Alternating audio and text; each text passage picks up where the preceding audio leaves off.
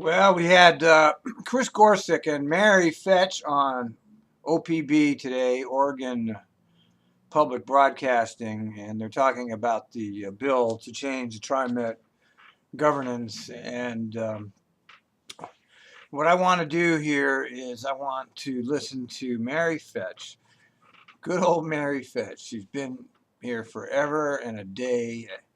Let's listen to how she responds to this idea of changing the governance. Some of these issues may pass by, and there's no real redress for the voters who have issues with TriMet. In just a second, we will turn to what that bill has morphed into, a call for a new audit by the Secretary of State. But just staying on this question for a second, Mary Fetsch, what was TriMet's take on the idea of a larger board of directors, but one not put forward by the governor, or at least largely not put forward by the governor, but instead by Portland, by Metro, by the counties? Well, I think you have to ask yourself, what are we trying to do with the board? And we have 7 members who represent the entire region. And, it provides diversity. We have women and people of color and people with different backgrounds and experiences. It really helps. As you said, TriMet's the largest transit district in the state, and, it's a complex business. And so, we are an agency that was created by the legislature way back when, about 40 some years ago. So, it's like we have a very responsive board. They actually see their role as a public servant.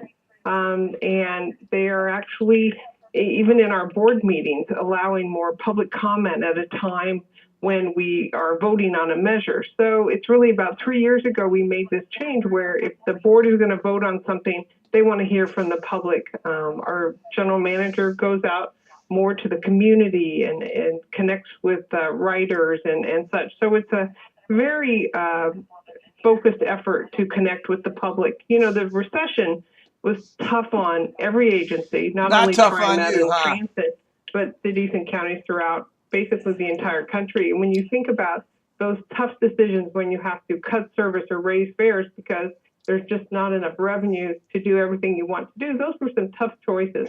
And, now as we're coming back in the economy. Yeah, those tough decisions like, should I give my 6-figure pals raises in the face of service cuts? Those decisions were tough. And we're looking forward to how can we restore service and having that conversation with the community. So we're very concerned about what our writers think. Every day we hear, hey, we want more service, we need more service. And so that's an ongoing conversation. So I'm not sure how the board structure change would really, influence that focus of being very connected with the community. Representative Gordon. Well, that was lovely, wasn't it? As they always do, in every single case, they skirt around the issues. And the issues, they say they listen to people. Oh, we're out there listening to people. They don't listen to people. We know they don't listen to people. We have all the evidence we need. You can look at any of my board meeting presentations where I'm focusing on the public testimonies, and you can see that they don't listen to the public.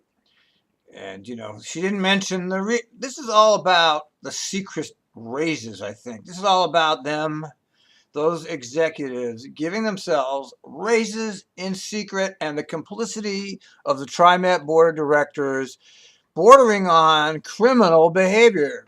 It's the way they handled that. It might not be criminal per se, but, they made presentations to the public about economic hardships and service cuts. They want union employees to give back, but they gave themselves a raise at the same time they asked everybody else to give, and they hid that fact from the public with the complicity of the board. That's what we're talking about. A board of directors who's complicit with TriMet management in finding ways to skirt the law and the public feedback.